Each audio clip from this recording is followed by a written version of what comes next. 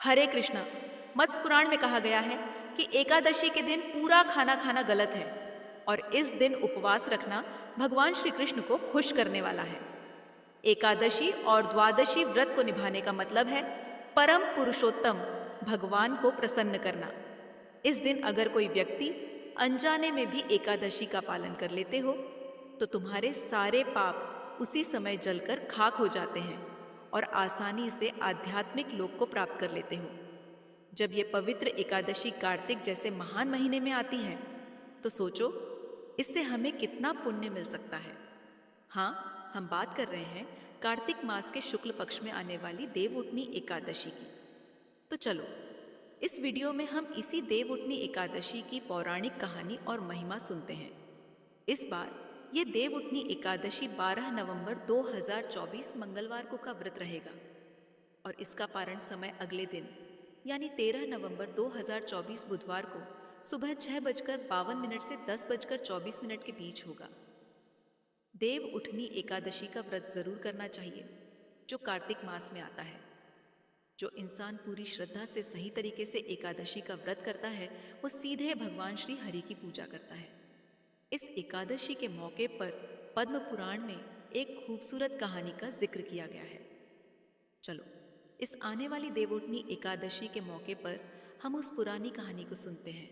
एक समय की बात है, एक शहर में भगवान श्री हरि विष्णु का बहुत सुंदर और बड़ा मंदिर था। वहाँ सारे भक्त सुबह और शाम पूजा करने आते थे। हर दिन वहाँ दीपक जलाए जाते थे और एक चूहा भी वहाँ रहता था जो रोज उस दीपक की बची हुई बाती और घी खा जाता था। इसी तरह वो हर सुबह और शाम भगवान श्री हरि के मंदिर आता जाता रहता था। अब एक दिन क्या हुआ कि आसपास से उसे खाना नहीं मिला। इसलिए बहुत भूख लगने के कारण वो खाना पाने के लिए बेचैन हो गया। वो फिर से मंदिर आया। आज भी सभी भक्त भगवान श्री हरि के सामने दीपक जलाकर प्रार्थना कर रहे थे। उस चूहे की भूख इतनी बढ़ गई थी कि वो और इंतजार नहीं कर पा रहा था। दीपक तो पूरी तरह बुझा भी नहीं था और वो उस बाती को खाने के लिए दीपक के पास चला गया। जैसे ही उसने वो बाती अपने मुंह में डाली उसका मुंह जलने लगा और उस बाती की वजह से उसका पूरा शरीर जलने लगा। इस जलन के कारण वो इधर उधर कूदने लगा, भागने लगा। वो मंदिर के चारों ओर चक्कर लगाने लगा, लेकिन जलन की वजह से उस चूहे की वहीं भगवान श्री हरि विष्णु के मंदिर में मौत हो गई। अब हमारे भगवान श्री हरि तो बड़े दयालु और कृपालु हैं। उन्होंने सोचा कि ये चूहा कार्तिक महीने में मेरे मंदिर में प्रदक्षिणा करते करते मर गया और भजन कर रहा था। इस तरह उसने अपने प्राण छोड़े। भगवान श्री विष्णु ने उस चूहे के मुंह में जलती हुई घी की बाती लेकर कूदने को अपनी आरती और नृत्य के जैसा समझा और आखिर में भगवान श्री हरि ने उसे सर्वोच्च मोक्ष मिला। कार्तिक महीने में एकादशी के दिन मूषक ने किसी और का दिया हुआ घी का दीपक जलाया। उसने अनजाने में नृत्य किया और भगवान के मंदिर की परिक्रमा भी की। बस इसी कारण से उसे दुर्लभ रूप से सर्वोच्च गंतव्य मिला।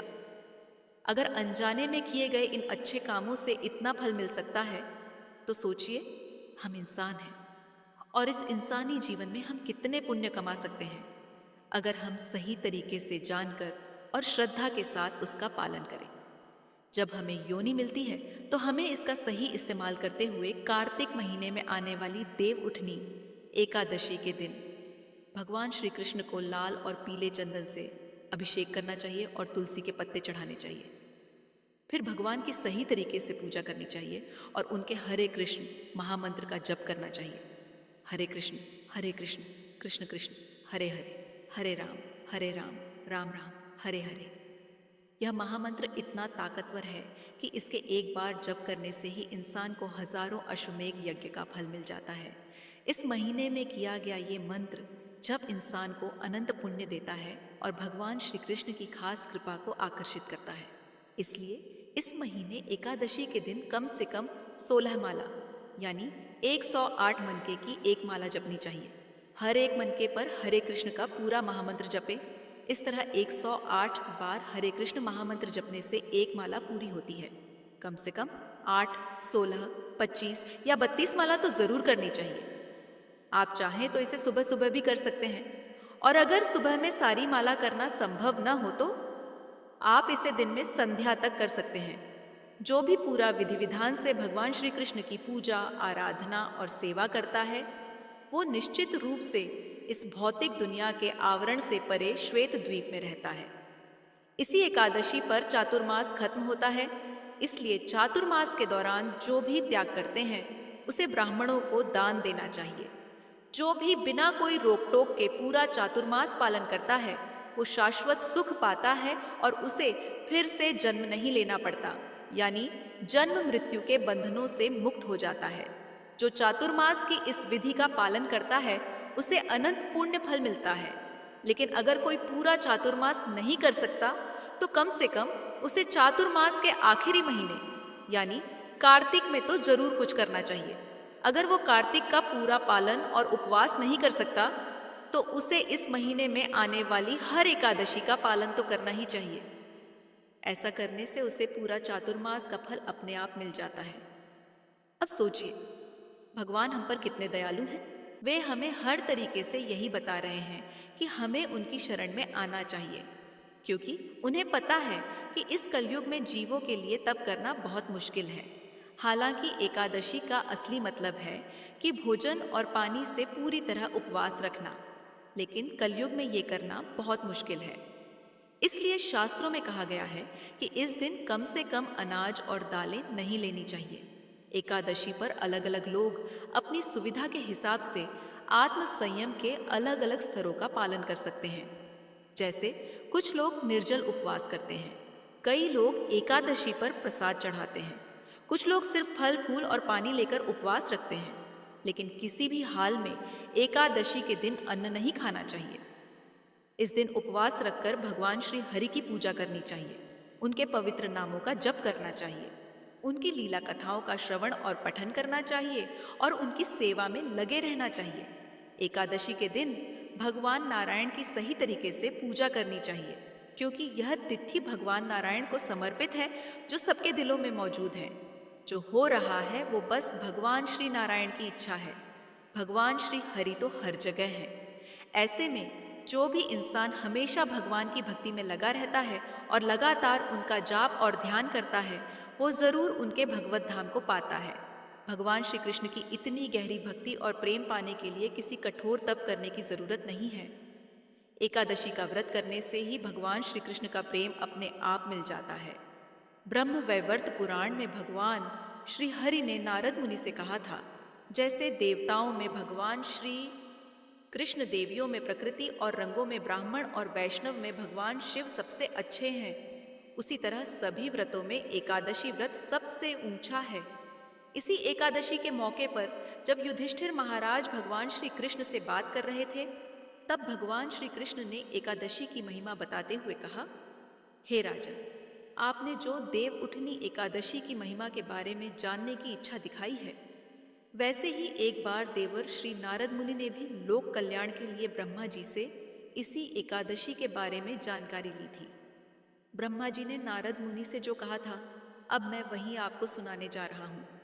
कार्तिक महीने के शुक्ल पक्ष में आने वाली इस देव उठनी एकादशी को हरिबोधिनी, प्रबोधिनी, देवोत्थान और उत्थान एकादशी के नाम से भी जाना जाता है। ये एकादशी सभी तरह के पापों को मिटा देती है और बहुत बड़ा पुण्य देती है। आखिरकार ये उन बुद्धिमान लोगों को मुक्ति दिलाती है जो सर्वोच्च भगवान की शरण में आते हैं। ये एकादशी जो कार्तिक महीने के शुक्ल पक्ष में आती है, समुद्र या झील में स्नान करने से भी ज्यादा पवित्र करने वाली है। अगर कोई व्यक्ति एकादशी पर मध्याह्न में एक बार अगर कोई इंसान खाना खाता है तो उसके पिछले जन्म के सारे पाप मिट जाते हैं। अगर वो संध्या के समय खाना खाता है तो उसके पिछले 2 जन्मों के पाप खत्म हो जाते हैं। लेकिन अगर वो पूरा उपवास रखता है तो उसके पिछले 7 जन्मों के पाप भी मिट जाते हैं। जो चीज़ें तीनों लोकों में बहुत ही रेयर हैं, वो सब उसे मिल जाती हैं। जो देव उठनी एकादशी का व्रत करता है, उसके पाप चाहे वो सुमेरु पर्वत के बराबर भी हों, उस व्रत से खत्म हो जाते हैं।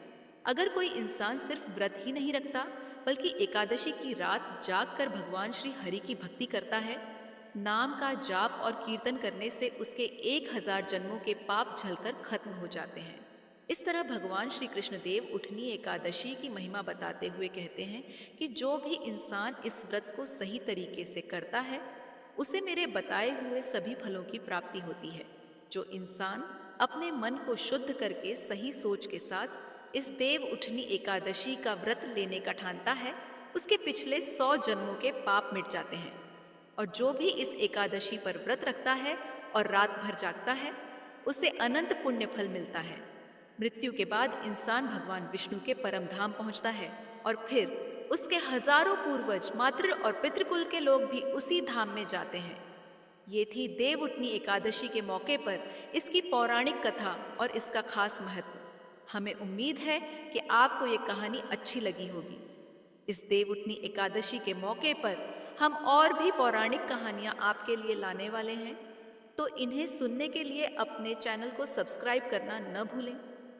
तो चलिए इस बहुत पवित्र देव उठनी एकादशी और साल में आने वाली बहुत ही महत्वपूर्ण कार्तिक मास की आखिरी एकादशी को श्रद्धा और नियम से मनाने की कोशिश करते हैं। हरे कृष्णा।